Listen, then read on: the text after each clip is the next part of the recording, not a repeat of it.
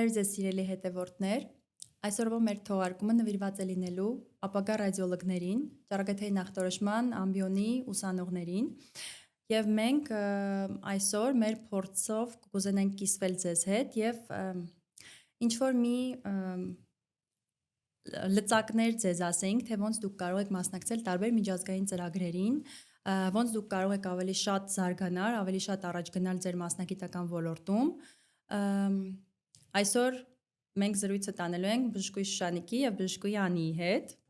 Բարև ձեզ։ Բարև ձեզ։ Կուզենայի, որ ամեն մեկս կիսվենք մեր փորձով, թե ինչ ծրագրերի ենք գնացել, սկսած ECR-ից վերջացրած RSNA-ով։ Ամեն մեկս փորձենք ինչ որ մի ձևով օգտակար լինել հետագա մեր գոլեգաներին, ավելի առաջ գնալու, ավելի զարգանալու։ Կուզեմ Անի քեզնից սկսենք, որովհետև գիտեմ այս վերջերս դե էլի խոսացվել է, որ RSNA-ին ես մասնակցել, ուզում եմ հասկանամ ոնց ես մասնակցել, կուզենայի հասկանայի ոնց ես վճարել ծրագրի համար եւ մանրամասները խնդրում եմ ներկայացնես։ Շնորհակալ եմ շատ հարցի համար։ Նախ ուզում ասեմ, որ կլինիկական օրդինատոր լինելը շատ մեծ առավելություն է որևէ ինչ որ ծրագրին դիմելու համար բոլոր տեղերում եւ Եվրոպայում եւ Ասիայում եւ ԱՄՆ-ում կլինիկական օրդինատորների համար այդ ծրագրերը հիմնականում կամ շատ մեծ զեղչերով են լինում կամ անվճար։ Դա խոսքը ոչ միայն RSNA-ի մասին է, RSNA-ը օրդինատորները կարող են դիմել RSNA-ի, եթե ուղակի մտնել RSNA-ի կայք եւ գրանցվել որպես կլինիկական օրդինատոր, բնականաբար գրանցվելուց փաստաթուղթ են ուզելու, ուղակի փաստաթուղթը կարող եք վերցնել համալսարանից, համալսարանի բաժնից, կնիքով եւ ստորագրությունով ուղարկելով համապատասխան մեյլի, որը հենց նշված կլինի RSNA-ի կայքում, մեյլը չեմ հիշում, բայց այնտեղ շատ լավ այդ ամեն ինչը նշված է։ Ուղղակի գրանցվելով որպես կլինիկական օրդինատոր, վերջ RSNA-ը ես ինչքան որ տեղակ եմ անվճար է կլինիկական օրդինատորների համար կամ մինիմալ մինչև $100 գումար է գրանցվելու համար, դա շատ մեծ առավելություն է, որովհետև RSNA-ի գումարը շատ մեծ է, ի տարբերություն օրինակ ECR-ի գումարի։ Ես ինչքան հիշում եմ, դու մի անգամ գնացել ես որպես օրդինատոր ու անվճար է քո մասնակցությունն եղել, ճիշտ է։ Այդ ժամանակ այո, որովհետև դու օրդինատոր էիր։ Այդ ժամանակ օրդինատոր էի, որպես օրդինատոր էի գրանցվել ու որպես դրսից օրդինատոր այդ ժամանակ ստացվել էր անվճար, ես կարծում եմ, որ հիմա էլ այդպես կլինի։ Ու դա շատ լավ opportunity է, իսկ հնարավորություն է երիտասարդ մասնագետների համար անվճար մասնակցելու այդ մասշտաբի միջոցառմանը։ Նենց լավ եմ հիշում են տարիները, երբ որ այդ թղթերը բռնած, այսինքն ես ECR-ին եմ մասնակցել, 3 անգամ մասնակցել եմ ու 2 անգամ օրդինատոր կարգավիճակով եմ մասնակցել։ Նենց լավ եմ հիշում, այսինքն դուք տպում եք այդ բոլոր թղթերը այդ կայքից, բացի հավաքելուց motivation եւ recommendation letter-ներ, նաեւ դուք պետք է ստորագրեք, որ դուք հանդիսանում եք այս կամ այս հիվանդանոցի կամ ուսումնական հիմնարկի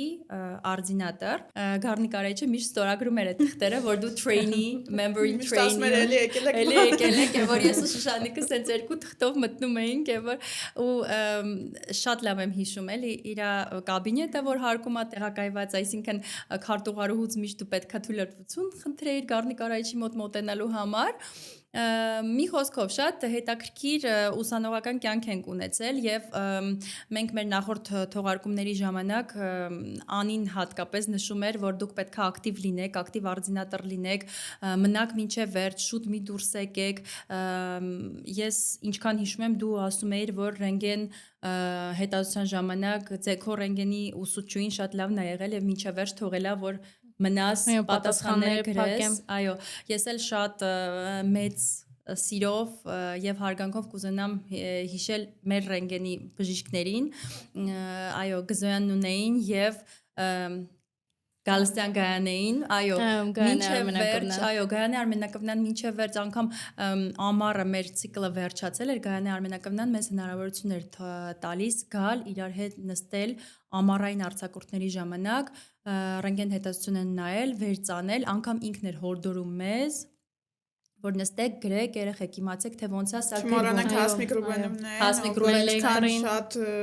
Հասմիկ Ռուբեննայի աշխատանքը, մենք Հասմիկ Ռուբեննայի լեկցիաները ձայնագրության վրա ենք դնում, որ հետագայում լսենք, որովհետև դու 2 ժամվա մեջ քեզ այնքան շատ ինֆորմացիա էր տալիս, որ շատ դժվար էր հետո դա մարսել, հետագայում դուք միացնում էիք ու ինքն էլ մեզ հորդորում էր, ասում էր, եթե ուզում եք կարող եք ձայնագրել այդ իմ ասածները, այսինքն մեր լեկցիան ու ինքը բացի մասնագիտական գիտելիք տալուց տալիս էր կյանքի այնքան մեծ փորձ։ Ես միշտ եմ ասում, Հասմիկ Ռուբենյանն միշտ առօրյականացնում էր ուսուցումը ու ինչքան է դա օգնում ու ինչքան է դա կարևոր, երբ որ կյանքի փորձերով էր շատ օրինակներ բերում ու այդ շատ միշտ տպավորվում է ու երբեք չես մոռանում։ Լեկցիային միշտ պատմում էր իր բոլոր փորձերը ու փորձից, ոնց որ անձնական փորձից ելնելով այդ ամեն ինչը շատ հետաքրքիր էր դառնում։ Ես միշտ այնց եմ հիշում իր տարիքով ավելի ավագ գոլեգաներից ու այդ միշտ շատ կարևոր է ու ավելի շատ են տպավորվում շատ բաներ։ Ու այն հին ռենտգենները հանում էր, ասում էր ոդ կակ բույլը, ոդ կակ ստալը, այսինքն ցիֆրավոր ռենտգենը ուրիշ ձև էր, այն ժամանակվա ռենտգենը ուրիշ ձև էր ու շատ շնորհակալ ենք Հասմիկ Ռուբեննային, որ ինքը տենց ներդրել է մեր մեջ սերը ռադիոլոգիայի նկատմամբ։ Իմ տետրերս որ նայեք բոլորը սիրուն գրած, այսինքն ինքը սաղ հերթով մեզ ասում էր, դասակարգում ասում էր, պետք եղած դեպքում կրկնում էր, բայց հենց այդ կյանքի հետ կապված փորձը շատ ավելի հետաքրքրացնում էր դասը։ Ու մենք ձայնագրությունները լսելով հասկացել ենք, որ շատ ավելի շատ բան ենք սովորել իրանից, քան ռադիոլոգիան է։ Բացի այդ, կուզենայի նաև նշել մեր ուսման մեջ ռադիոլոգների հայկական ասոցիացիայի մեծ դերը իմ մասնագիտական ուղու մեջ շատ սենց բեկումնային դեր ունեցել ռադիոլոգների հայկական ասոցիացիան եւ շատ շնորհակալություն ենք ուզում հայտնել այն բոլոր մարդկանց, ովքեր ներգրաված են ասոցիացիայի աշխատանքի մեջ։ Սկսած նրանից, որ իրանք հիմա կազմակերպում են նաև դասեր երիտասարդ բժիշկների համար, արդեն ասորի շրջանակներում եւ ոչ միայն երիտասարդների համար, քանի անգամ մենք գնացել ասորի դասերի հենց հատուկ նեղ մասնագիտական, օրինակ MRT-ի, փոքր կոնքի խնդիրների, հոդերի խնդիրների եւ այդ հնարավորությունը շատ ժամանակ մեզ չի տրվել այն ժամանակ, երբ որ դեռ չի եղել ասորը։ Ասոցիացիան ինչքան է իրոք օգնում ալցինատորներին, հենց թեկուզ այդ ծրագրերի մասին իմանալ օրինակ, այո, ես բառ օրինակ, հա։ Ես էլ։ Հա, դու էլ, մենք երկուսս այդ ես ու Շուշանիկը քանի որ մի կուրսից ենք եղել, այդ կուրսի անցուդարձից շատ լավ տեղյակ ենք ու այդ տարի ասոցիացիան սկսեց կազմակերպել հանդիպումներ երիտասարդ ռադիոլոգների հետ, որոնք մենք դեռ արձինատուրայում ենք ու փորձեց գտնել bright mind-ներին այդքան մարդկանց մեջից ու ինքը լրիվ ազատ էր ասում էր մենք ձեզ հնարավորություն ենք տալիս դուք կարող եք գնալ վերապատրաստվելու ոնց որ շատ ժամանակ կազմակերպում էր մեր այդ վերապատրաստումները ես անձամբ իմ օրինակի վրա ասեմ որ ես 2 անգամ մասնակցել եմ ECR-ի արձինատր ժամանակ մեկ անգամ երբ որ ներկայացրել էի abstract այդ մի տարբերակը թե ոնց կարող է արձինատորը մասնակցել ECR-ին Մեկը երբ որ դու abstract ես ներկայացնում, այսինքն իրանք հրապարակում են իրանց էպոս թերթում քո աշխատանքը, այդ ժամանակ իմ աշխատանքը եղել է կրծքագեղձի կալցինատների հետ կապված եւ դրա համար հատուկ ուզում եմ շնորհակալություն հայտնել Մաշուրյան Նունեին, որ ես առաջին կուրսի արձինատր լինելով եղա իր կողքին եւ ինքը ինձ թույլ տվեց համատեղ մենք կազմակերպենք այդ abstract-ը Փաստացի ես որպես համահեղինակ միանում եմ համահեղինակային abstract-ներին եւ այդ abstract-ի հիման վրա ես ունեցա անվճար հնարավորություն մասնակցեմ ECR-ին, քանի որ խոսնակ էի նաեւ իմ abstract-ը համարվել էր լավը Եվ որպես խոսնակ ես ներկայացա ECR-ին։ Արի մի հատ բացի ECR-ը ու կարճ ներկայացրու այդ ինչա, որովհետև կարող ենք հիմա ունենք հետևորդներ, առաջի կուրսի արձինատորներ կամ նոր արձինատորներ, ովքեր ոչ գիտեն այդպիսի բան կա։ ECR-ը դա European Congress of Radiology-ն է, նա եվրոպական ռադիոլոգիայի դպրոցի հիմնած կոնգրեսն է, որը իրականանում է Վիեննայում ամեն տարի, տարվա առաջին կեսին, հիմնականում գարնանը, փետրվարի վերջ, մարտի սկիզբ Եվ ինքը շատ հնարավորություններ է տալիս տարբեր ռադիոլոգների համախմբվել մի ընդհանուր գաղափարի շուրջ եւ թարմացնել ձեր գիտելիքները։ Նու բարձա կրեդիտավորված դասընթաց է, բայց շատերիս համար մատչելի չէ։ Դրա համար տարբեր տարբերակներ ենք մենք ձեզ առաջարկում, որ դուք կարողանաք կամ ավելի մատչելի կերպով, կամ ընդհանրապես անվճար կերպով մասնակցել ECR-ին։ Առաջին տարում on-line մասնակցությունս եղավ, քանի որ դա COVID-ի տարիներն էր եւ փակվեցին բոլոր օդանավակայանները, այսինքն COVID-ի առաջին տարին էր, մենք արդեն ունեինք գնված տոմս, բայց հնարավորություն չեղավ մեր մասնակցելը, քանի որ հենց մեր թռիչքից 2 օր առաջ ամեն ինչ փակվեց եւ ECR-ն էլ այդ տարի տեղի չունեցավ, ամեն ինչը on-line հարթակով էր։ Իսկ երկրորդ անգամ, երբ որ ես մասնակցել եմ, դա Հայկական ռադիոլոգների ասոցիացիայի անմիջական հովանու ներքո էր եւ նախագահը Ղալումյան Կոստանը շատ շնորհակալ եմ իրան, ինձ հնարավորություն տվեց մասնակցելու որպես արձինատոր եւ խոսալ արձինատորների գործավարույթների մասին Հայաստանի հայկական արձինատուրայի Երևանի պետական բժշկական համալսարանի ռադիոլոգիայի արձինատուրայի շրջանակներում։ Ես խորհուրդ կտամ նայել անպայման այդ վիդեոն, կաչեք համոտ այդ վիդեոն, բոլոր արձինատորները թող նայեն, այնտեղ բավականին լավ ինֆորմացիա է։ Ես ինչքան հիշում, Facebook-յան էջում կա, բայց դա եղել է մեկը 20 թվականին, մեկը 21 թվականին ու շատ կարևոր է, որ 21 թվականին on-line էր այդ ամեն ինչը, on-line հարթակով էինք մենք ներկայացնում ու վերջին սեսիան նվիրված էր ECR meets Armenia, շատ գովելի էր եւ պարծենալու էր, որ Եվրոպայում խոսվում է Հայաստանի մասին, դա միանշանակ մեր ասոցիացիայի շնորհքն է, շատ գովելի է տենց ակտիվ աշխատանքը մեր ասոցիացիայի, արձինատորներ, այս վիպուսկը նրա համար է, որ դուք օգտվեք այդ բոլոր հնարավորություններից եւ հնարավորինս մաքսիմալ ձեր ուսանողական տարիներին առաջ գնաք, որ հետագայում ձեր մասնագիտական կյանքում ավելի հեշտ դասավորվի ամեն ինչ։ Որովհետեւ կներեք, ես հիշում եմ, որ մենք այդ հավաքների ժամանակ լինում էին մարդիկ, որոնք շատ հիասթափված էին եւ տխուր իրանց հետագա ապագայի հետ կապված, որ ոչ մի տեղ աշխատանք չկա, իրանք չգիտեն ոնց են աշխատանքի ընդունվելու, հավատացեք, եթե դուք ունենաք ձգտում, միանշանակ կգտնեք, այո, միանշանակ կգտնեք ձեր ձիրքը այս կյանքում եւ թե ինչ ուղղությամբ պետքա գնաք հետագայում։ Կարող է ռադիոլոգիան ընդհանրապես ձերը չի եւ դուք որոշում եք, որ 2 տարի կամ 3 տարի հիմա սովորելուց հետո դուք որոշում եք, օրինակ, չեմ IT-ով զբաղվել կամ ինչ որ այլ մասնագիտական ուղի ընտրել։ Բայց եթե դուք իրոք սիրում եք ռադիոլոգիան եւ ուզում եք մնաք այստեղ, ինչքան շատ դուք աշխատեք ձեր վրա, այդքան շատ հնարավորություն դուք կունենաք։ Օրինակ Շուշանիկին եւս կարող եմ ասել, որ Էլի միանշանակ ռադիոլոգների հայկական ասոցիացիայի հովանու ներքո ինձ կոնկրետ Նարեկ Գարեգինովիչը ասաց այդ ծրագրի մասին, քանի որ ես դպրոցում սովորել էի ֆրանսերեն, այնպես չի ես այսպես նատիվ կերպով տիրապետում եմ ֆրանսերենին, ցավոք իհարկե, բայց այն մակարդակի, որպեսզի գնաս եւ կոնֆերանսի մասնակցես, այդ մակարդակի ես տիրապետում եմ եւ Նարեկ Գարեգինովիչը ինձ պատմեց, որ կա այդպիսի Ֆրանսիայի ռադիոլոգների ասոցիացիան ունի այդպիսի կրթաթոշակ, կոչվում է Bourse Jacques Sauvergrain, ինքը բարդ է հնչում, բայց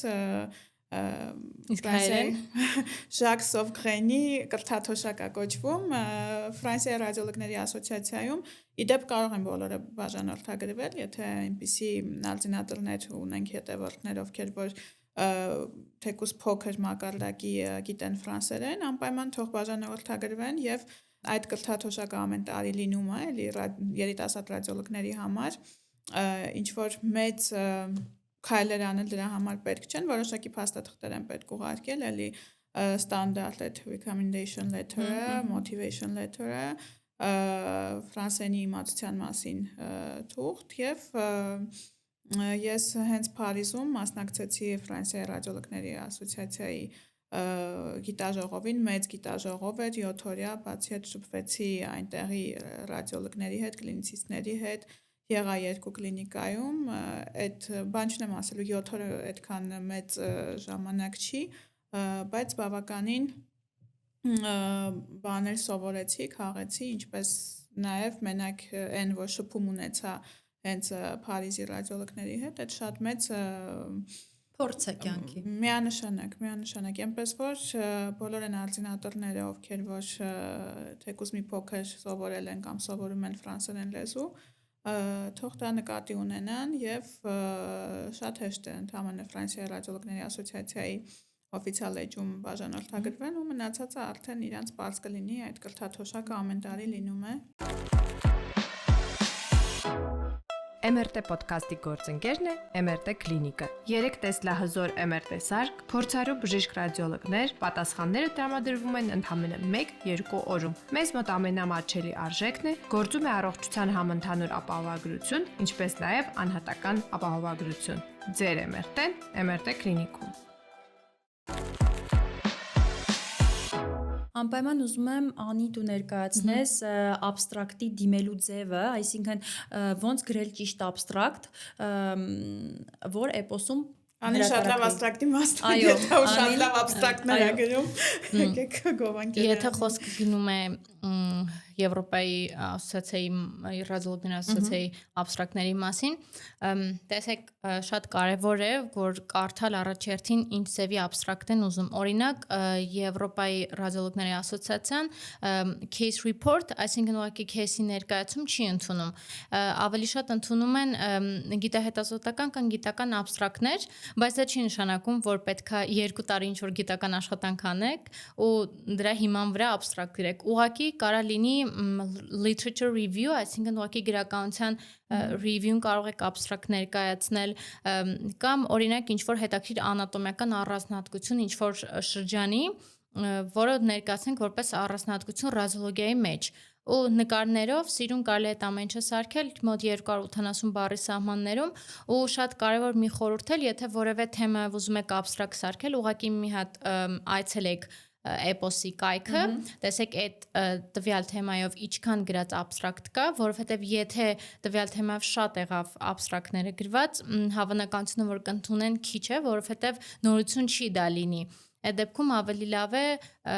նայել տեսնել ինչքան են գրել, ըստ դրա հասկանալ ինչքան է հնարավորությունը որ կընդունեն abstract-ը։ Կուզեի ասես թե քո abstract-ի վերնագիրը ոնց էր ու ինչ ես դու ներկայացրել քո abstract-ով։ Իմ abstract-ի իրականում անցյալ տարի մենք 3 բժիշկով 4 abstract ենք ներկայացրել, ամեն մեկս գրեթե մի abstract-ի վրա աշխատեցինք։ Իմ abstract-ի թեման դա երրակնյարդը շրջապատող ճարպային բարձիկների առանձնահատկությունն էր MRT-ի ու KT-ի մեջ, որը այդպիսի թեմա չկար։ Իրականում դա հիմնականում դրանով զբաղվում են հենց քիթ-կոկորտ ականջի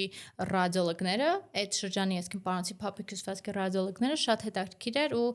ընդունել են այդ նմանատիպ ինչ որ յուրահատուկ բաներ կընդունեն։ Այնպես որ ընդհանրապես ու չընկճվեք եթե չընդունեն,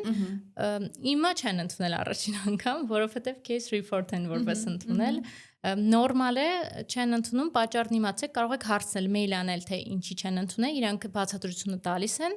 ու հաջորդ անգամ ուրիշ աշխատել abstract-ի վրա։ Ես կուզենայի նաև նշել 2 ծրագրի մասին, որը հնարավորություն է տալիս կրկին Հայաստանից ուսանողի մասնակցել ռադիոլոգիչսկի մեծ ուսման մի մաս կազմել, էլի կազմակերպվում է Եվրոպայի ռադիոլոգների դպրոցի կողմից, SOR-ի կողմից, դա մեկը Աստանայի ծրագիրն է, մյուսը Գրացի ծրագիրն է, ամեն տարի այդ ծրագրերը տեղի են ունենում, ես երկուսին էլ մասնակցել եմ, Գրացի ծրագրին մասնակցել եմ նույն տարում, ինչ Աստանայի ծրագիրն էր, Աստանային ավելի վաղ է տեղի ունենում, տարվա երկրորդ կես տեղի է ունենում Գրացի ծրագիրը, Աստանայի ծրագրի մասնակցությունը իմ ապահովել է ռադիոլոգների ասոցիացիայի քարտուղար Նարեկ Գարեգինիչը, ընդ որում շատ պատահական է դա ստացվել, ես իրան պատահական տեսնում եմ համալսարանում, ինքը տեսնում է ինձ, ասում է որ ծրագրին ես մասնակցել, ասում եմ դե Գրացին եմ դիմել, ասեց Աստանային էլ դիմի, լավ հնարավորություններ կան, որ Հայաստանից մարդ կարող է անցնել եւ ես դիմում եմ, մի ամիս հետո ինձ գալիս է պատասխան, որ դուք անցել եք։ Դա 2 շաբաթանոց կուրս էր, հիմա չգիտեմ, ոնց որ 1 շաբաթ են դարձրել, բայց կարող է սխալվում եմ, պետքա դուք կայքում նայեք եւ Ամեն դեպքում արձինատռի համար, երկրորդ տարվա արձինատռի համար տենց հնարավորությունը այլ կլինիկայում տեսնել այլ կլինիկայի աշխատանքը շատ մեծ դեր է խաղում նրա հետագա աշխարհայացի վրա իր ասպարեզում։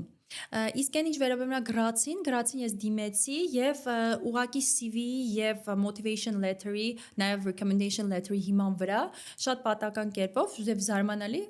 անցա գրացի ծրագիրը ավելի Եվրոպայի բժշկությանն է նվիրված, այսինքն դուք անցնում եք գրած քաղաքում, այնտեղ տարբեր ինչ որ միջամտություններ եք կատարում, սկսած միջամտային ռադիոլոգիայի փորձերից վերջացրած նրանով թե դուք տեսնում եք թե ոնց է աշխատում այդ հիվանդանոցի գրաֆիկը Եվրոպայի հիվանդանոցում հնարավորություն եք ստանում ամենօրյա ռեժիմով տեսնել թե իրանք ոնց են աշխատում։ Ես կարծում եմ դա շատ մոտիվացնող է հետագայում ձեր ճիշտ մասնագիտական ուղին որոշելու հարցում։ Ես հենց հիշեցի, որ մենք Թբիլիսի էլ գնացինք արձինատուրայի ժամանակ, էլի Նարեկ Գարեգինչն է կազմակերպել։ Հա, ու էլի պրոֆեսորշիպ էր, այսինքն գնացինք Թբիլիսի մասնակցեցինք համ իրանց ռադիոլոգների ասոցիացիայի գիտաժողովին, համ բացի այդ էլի SOR-ի մասնագետների կուրսեր, բավականին խորը ու հետաքրքիր, էլի խորացված abdominal ու pelvic radiology էր, էլի բավականին լավ կուրսեր, հա։ Ինչ ոնց Երևանում է կազմակերպվում մեր professorship-ները, տենց էլ Ջորջիայում էր, եւ մենք էլի արձինատռ ենք ու այդ ամեն ինչ այդ ակտիվությունը իրականում կատարվել է մեր արձինատուրայի տարիներին, դրա համար մենք սենց ոնց որ ռվենյայով, passion-ով, սենց մեծ կիրք այդ բառը եկեք չասենք, մեծ ոնց որ passion-ով ենք մասնակցում մեր հետագա մասնագիտական քայլերին։ Իսկ մի հարցնամ, գրածը վճարովի էր։ Ոչ, բոլորը եղել է անվճար։ Բոլորը անվճար կուրսեր են։ Հիմա չեմ կարող հստակ ասել, բայց ինչքան տեղակ եմ, հիմա գրածը վճարովի է։ Ես ասեմ, որ նույն Փարիզը, ինձ նույնիսկ Փարիզի մետրոյի կտրոններ էին տվել այնքան օրերի ու այնքան երթևեկության, որը որ ինձ ամբողջությամբ հերիքում էր։ Պես որ այդ ամբողջը մեկ բան էլ նշեմ, ներողություն էլի, ոնց որ կուզենամ նշեմ նաև OMIA-ի կուրսերի մասին, Open Medical Institute-ի կուրսերի մասին, դա Զալցբուրգի կուրսերն են, որ եթե դուք ունենաք լավ CV եւ լավ motivation letter, հաստատ հնարավորություն ունեք անցնելու։ Ես տենց մի անգամ անցել եմ, շատ հեշտ է նրա գրանցումը, բայց չեմ մասնակցել, քանի որ այդ ժամանակ ընտանեկան պատճառներով հնարավորություն չեմ ունեցել։ Մեր խոսալա ժամանակը սուղ է, դրա համար եթե ինչ-որ բան ունեք ավելացնելու, կարող եք։ Ուզում ավելացնեմ Եվրոպայի ռադիոլոգիայի դպրոցի կազմակերպած ծրագրերը, ուղղակի SOR-ի կայքում կան բավականին fellowship-երի տարբերակներ, 3 ամսով, 6 ամսով հենց արձինատուրայի ընթացքում կա արձինատռների համար նախատեսված fellowship, որը 3 ամիս է, ուղղակի խնդիրը կայանում է նրանում, որ երբ լրացնում ես այդ հայտը, այնտեղ շատ կարևոր մի կետ կա, դա ակադեմիական աշխատանքն է, ու եթե ակադեմիական աշխատանքի մաս ամբողջությամբ դատարկ եղավ, հավանականությունը որ կընդունեն ձեզ այնտեղ շատ քիչ է։ Եթե ընդունում են, ապա ծախսերն են իրենք փակում, գումարը տալիս են եւ այլն, բայց դրա համար ուզում ասել արձինատուրայի ընթացքում ինչքան կարող եք շատ ակադեմիական աշխատանքով էլ զբաղվել, որովհետեւ այդպես նախ ռադիոլոգիան ավելի խորն է ուսումնասիրում, տվյալ թեման ավելի խորն է տիրապետում եւ այլն, բայց SOR-ի կուրսերին նույնպես կարող եք դիմել։ Ես 2 անգամ դիմել եմ, 2 անգամն էլ չեմ անցել, որովհետեւ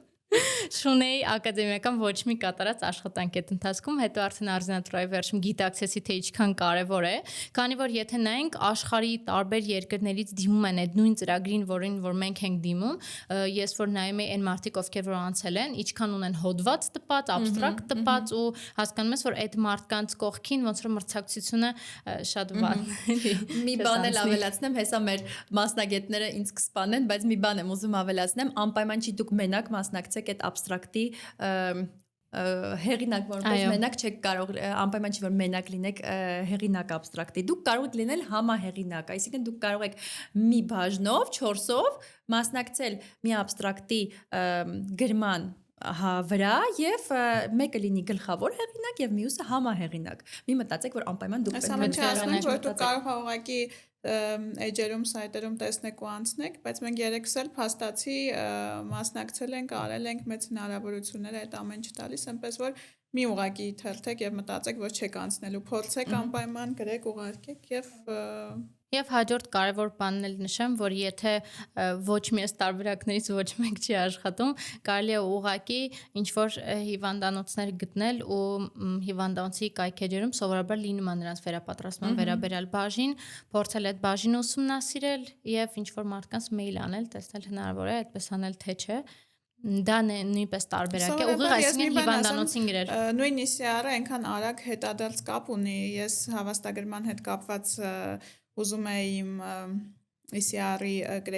կրեդիտները եւ իրանք ինձ այդ սերտիֆիկատը ուղարկեցին ընդամենը 20 րոպեվա մեջ։ Այո, ինձ էլ մի քանի ժամ ընթացքում պատասխանում են։ Կտեղադրենք բոլոր լինքերը այստեղ նրանց մասին, որ մենք խոսացինք, իսկ մենք նշենք, որ MRT podcast-ի գլխավոր գործընկեր MRT Clinic-ն է։ Շնորհակալություն։